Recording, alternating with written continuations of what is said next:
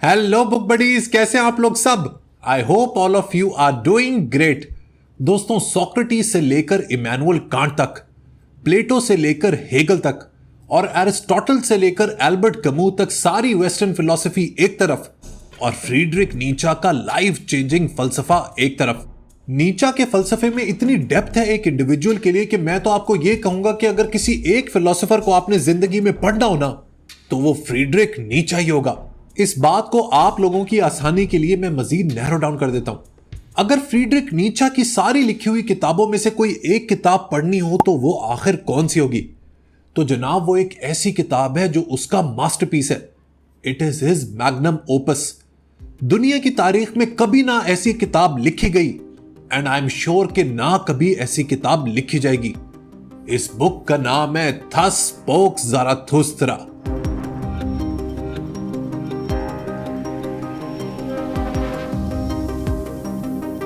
Thus spoke ज़ाराथुस्त्रा में एक अजीब लेवल का इंटेलेक्ट है, एक अर्थ शैटरिंग किस्म का विजडम है।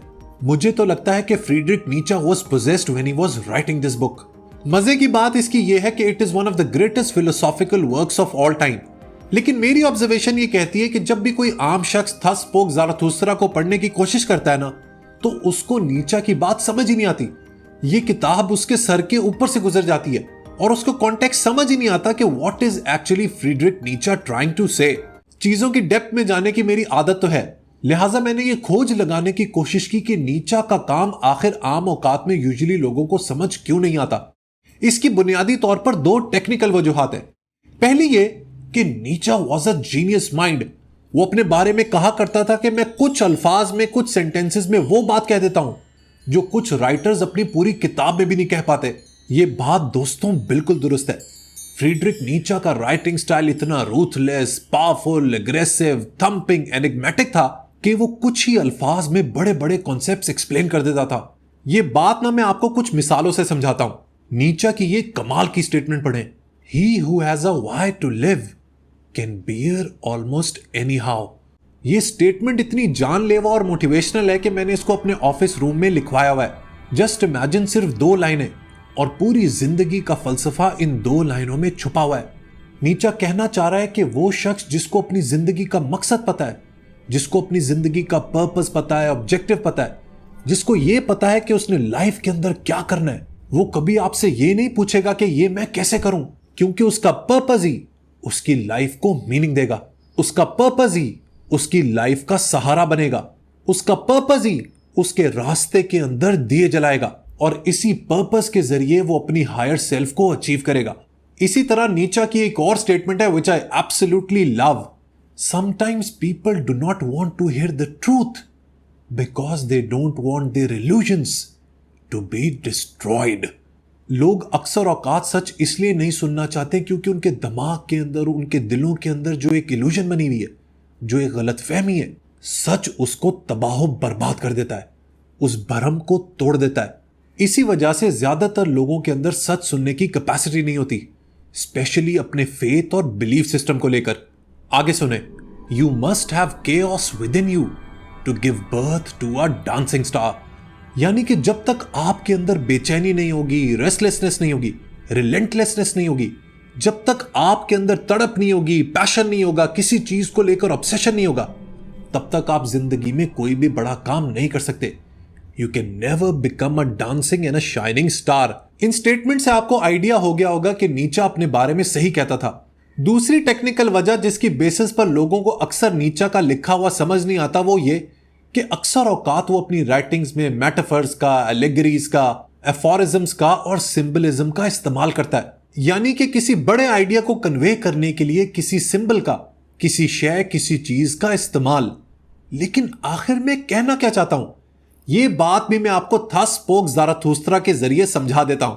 देखिए, सबसे पहले तो इसके टाइटल को डिकोड करते हैं। थस स्पोक ज़ाराथुस्त्रा का मतलब है और फिर ज़ाराथुस्त्रा ने बोला।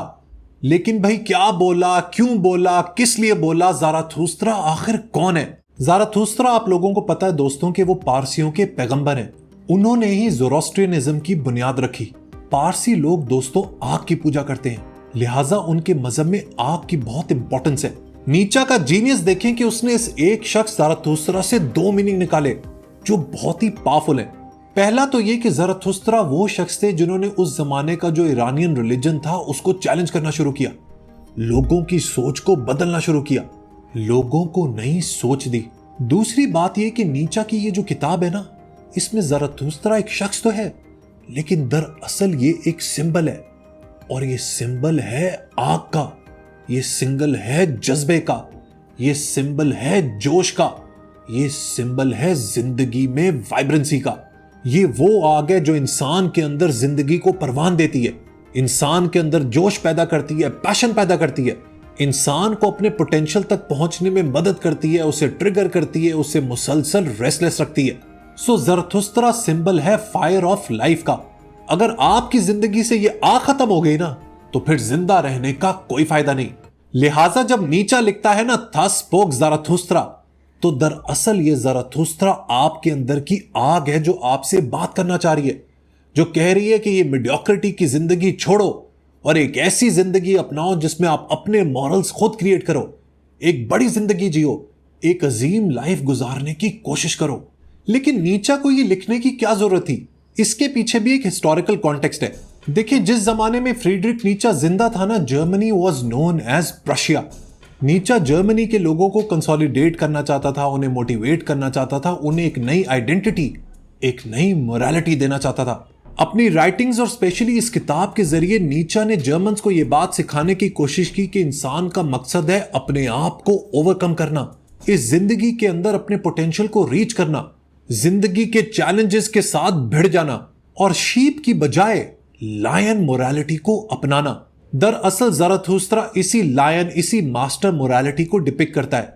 ये कुछ थीम्स हैं इस किताब की विच आर एब्सोल्युटली फिनोमिनल, जिसमें एक है उबरमेंश, दूसरी है डेथ ऑफ गॉड, तीसरा वो आइडिया है नीचा की फिलॉसफी का जो सबसे अजीम है, सबसे बड़ा है, यानी कि विल टू पावर, और आखिर में है ट्रांसवैल्यूएशन ऑफ वैल्यूज। स्लेव और मास्टर मोरालिटी यानी कि शीप और लायन मोरालिटी इस किताब का एक बड़ा ही पिवटल पॉइंट है। देखिए नीचा इसके बारे में क्या लिखता है। It is the virtue of the man of straw to sway with the current of events. वाह क्या कमाल है। यानी कि मुआशरे के वो लोग जो बुज़दिल हैं, जो डरपोक हैं, जिनकी शीप मोरालिटी है, जो भेड़ बकरियों की तरह एक चीज के पीछे लग जाते हैं और अपना कुछ जेन्युइन नहीं सोचते, उनकी सबसे बड़ी क्वालिटी यह है कि वो वहीं मुड़ जाते हैं जहां पर वक्त जा रहा होता है। They do not stand against time.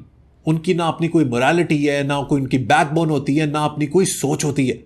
अक्सर लोग बड़ा इंटेलिजेंट बनने की कोशिश करते हैं, बड़ा स्मार्ट क्लेवर बनने की कोशिश करते हैं और हमें समझाते हैं कि भाई जहां वक्त मुड़ रहा है ना, जहां दुनिया जा रही है, बस उसी के पीछे भेड़ बकरियों की तरह चलते रहो। नीचा एब्सोल्युटली हेटेड इट। नीचा का जो उबरमेंश है ना, जो सुपरमैन है, जो ओवरमैन है, वो मुआशरे की मोरालिटी को उठाकर बाहर फेंक देता है। वो अपनी दुनिया खुद बनाता है, वो जिंदगी के चैलेंजेस से खुद लड़ता है, खुद भिड़ता है और लाइफ के हर चैलेंज को ओवरकम करते हुए एक सेल्फ एक्चुअलाइजेशन स्टेट तक पहुंचता है। यहीं से दोस्तों निकलता है नीचा के विल टू पावर का आइडिया, जो मैं आपको पहले भी काफी दफा समझा चुका हूं। अब दोस्तों एक एक्सरसाइज करते हैं। ये जो किताब है ना थस स्पोक ज़रथुस्त्रा का, इसका पहला पेज मैं आपको पढ़ के सुनाता हूं और समझाता हूं, फिर आपको आइडिया होगा कि नीचा कितना बड़ा जीनियस था और आपको किस तरीके से इस अजीम फलसफी के काम को पढ़ना है। So let's start our reading. So जनाब, इस किताब की पहली लाइन कुछ यूं है। When Zarathustra was 30 years old, he left his home and lake of his home and went into the mountains. अब दिखने में बड़ी सीधी सादा लाइन है कि भाई ज़रथुस्त्रा जब 30 साल का था वो माउंटेन्स में चला गया अपना घर छोड़ के। लेकिन नीचा को अगर आपने इस तरीके से पढ़ा ना, तो फिर आपको उसकी बात समझ नहीं आएगी। आपको हर सेंटेंस में, हर स्टेटमेंट में क्वेश्चन करना पड़ेगा। अब देखिए यहां पर नीचा क्या जबरदस्त बात कन्वे कर रहा है। When Zarathustra was 30 years old. अब सवाल यह है कि भाई वो 30 साल में घर छोड़कर क्यों गया? वो 40 साल में भी कर सकता था, वो 15-20 साल में भी जा सकता था। Why 30 years? देखिए आज साइकोलॉजी ने भी ये बात बता दी है कि इंसान का जहन 30 साल तक मैच्योर होता है। हमारा ये जो प्री फ्रंटल कॉर्टेक्स है ना, ये जो हमारे माथे के पीछे वाला जहन है, इसको 25 से 30 साल लगते हैं अपनी ट्रू मैच्योरिटी तक पहुंचने में। सो 30 साल में Zarathustra must have gone through a mid life crisis. ये वो जमाना होता है जब इंसान सोचता है कि मैं जिंदगी में कर क्या रहा हूं, मेरी जिंदगी का मकसद क्या है, Why was I born? लिहाजा नीचा ने ज़राथुस्त्रा की एज को लेकर बड़ी ही परफेक्ट चॉइस की है, क्योंकि यही वो वक्त था जब उसने अपने आप से सवाल करने शुरू किए. Let's continue our reading. आगे चलते हैं. Here he had the enjoyment of his spirit and his solitude, and he did not weary of it for 10 years. अब देखिए यहां ना इस लाइन में सॉलिट्यूड का जो लफ्ज है उसकी बहुत ज्यादा इंपॉर्टेंस है. सॉलिट्यूड का मतलब होता है तन्हाई, जब इंसान के आसपास कोई नहीं होता. लिहाजा इस लाइन में नीचा इस बात की इंपॉर्टेंस बताना चाह रहा है कि इंसान सॉलिट्यूड के अंदर ही विजडम गेन करता है, जब वो अपने साथ अकेला होता है, अपनी सेल्फ रिफ्लेक्शन करता है, और इसी सेल्फ रिफ्लेक्शन के जरिए वो अपनी जिंदगी के मकसद को पहचानने की कोशिश करता है. Let's move ahead. But at last his heart turned and one morning he rose with the dawn, stepped before the sun and spoke to it thus. अब देखें दोस्तों, यहां पर जो लफ्ज डॉन है ना, उसकी अगेन बहुत इंपॉर्टेंस है. What does dawn represent? सुबह का क्या मतलब होता है? सुबह का मतलब होता है एक नई चीज का आगाज, start of something new, something fresh. So Zarathustra दरअसल अब एक नई जिंदगी स्टार्ट करने जा रहा है. Let's see what happens next. वो सन से मुखातिब होकर ये कहता है, great star, what would your happiness be if you had not those for whom you shine. वो सूरज से हम कलाम होकर ये कहता है कि भाई सूरज, तुम इतने ग्रेट स्टार हो, तुम इतने अजीम हो, लेकिन तुम्हारी ये किरणें, तुम्हारी ये रोशनी किस काम की होती अगर इंसान ना होता, अगर मैं ना होता. वो इंसान ही है जो तुम्हारी इस रोशनी को, इस तपिश को मीनिंग देता है. अगर इंसान नहीं तो तुम्हारा वजूद भी नहीं. नेक्स्ट वो लिखता है, you have come up here to my cave for 10 years. तुम 10 साल तक मेरे गार में आए हो. You would have gone weary of your light and of this journey without me, my eagle and my serpent. अब ये लाइंस बड़ी इंटरेस्टिंग है. ज़राथुस्त्रा सूरज से कह रहा है कि तुम 10 साल तक मेरे गार में आते रहे और तुम अपनी इस जर्नी से, अपने सफर से टायर्ड हो चुके होते, थक चुके होते, अगर मैं, मेरा सांप और मेरे पास जो ईगल है, मेरा जो उकाब है, वो तुम्हारी रोशनी लेने के लिए नहीं तैयार होते. सवाल यह है कि नीचा ने ईगल और सर्पेंट का ही इस्तेमाल क्यों किया? लाखों जानवर हैं, वो किसी का भी जिक्र कर सकते थे. इस बात को भी समझते हैं. देखिए ईगल क्या रिप्रेजेंट करता है. ईगल यानी उकाब की 5 क्वालिटीज होती हैं. उसकी उड़ान ऊंची होती है, वो अकेलेपन में रहता है, इट लिव्स इन सॉलिट्यूड, वो अपना घर नहीं बनाता, किसी और का मारा हुआ शिकार नहीं खाता, और उसकी नजर, उसका विजन बहुत तेज होता है. सो ईगल यहां पर रिप्रेजेंट कर रहा है एक ऐसे शख्स को जिसने अपनी जिंदगी के चैलेंजेस को ओवरकम किया, जिसकी बुलंद नजर है, जो एम्बिशियस है और जिसका ब्रॉड विजन है. सो ज़राथुस्त्रा दरअसल नीचा का उबरमेंश है, और इस उबरमेंश का सिंबल है ये ईगल. लेकिन आखिर सर्पेंट यानी सांप का इस्तेमाल क्यों? आपने शायद देखा हो कि सांप अपनी स्किन को शेड कर देता है, जिसके नीचे से एक नई स्किन, एक नई खाल, एक नई जिल्द बरामद होती है. सो दरअसल सांप रिप्रेजेंट कर रहा है एक न्यू बिगिनिंग को, एक नई शुरुआत को, जिसमें इंसान अपने पास्ट को भुला के, चाहे उसके साथ कुछ भी हो गया हो, वो एक नई जिंदगी को स्टार्ट करेगा. आई होप अब आपको बात समझ आ रही है कि नीचा को पढ़ना कैसे है. आगे चलते हैं. Behold, I am weary of my wisdom, like a bee that has gathered too much honey. I need hands outstretched to take it. So ज़राथुस्त्रा अपने बारे में कह रहा है कि मेरे अंदर विजडम, मेरे अंदर हिकमत भर चुकी है, जिस तरह एक शहद की मक्खी के अंदर शहद भर जाता है, और अब मुझे वो लोग चाहिए जो अपना हाथ बढ़ाकर मेरा विजडम अपने अंदर ट्रांसफर कर लें, इम्बाइब कर लें. I should like to give it away and distribute it until the wise among men have become happy in their folly and the poor people happy in their wealth. अब इस बात को समझने की जरूरत है. ज़राथुस्त्रा ये कह रहा है कि मुझे अपना विजडम लोगों की तरफ ट्रांसफर करना है, तब तक जब तक जो वाइज लोग हैं, जो इंटेलिजेंट लोग हैं, जो बड़े ज़हीन लोग हैं, वो अपनी बेवकूफ़ी को एंजॉय करना नहीं शुरू कर देते. जब तक उन्हें इस बात की समझ ना आ जाए कि दुनिया उन्हें बहुत बड़ा ज़हीन कहती है, लेकिन मेरी बातों, मेरी हिकमत में इतनी ताकत है कि उनको इस बात का अंदाजा हो जाए कि उनकी सोच कितनी छोटी थी.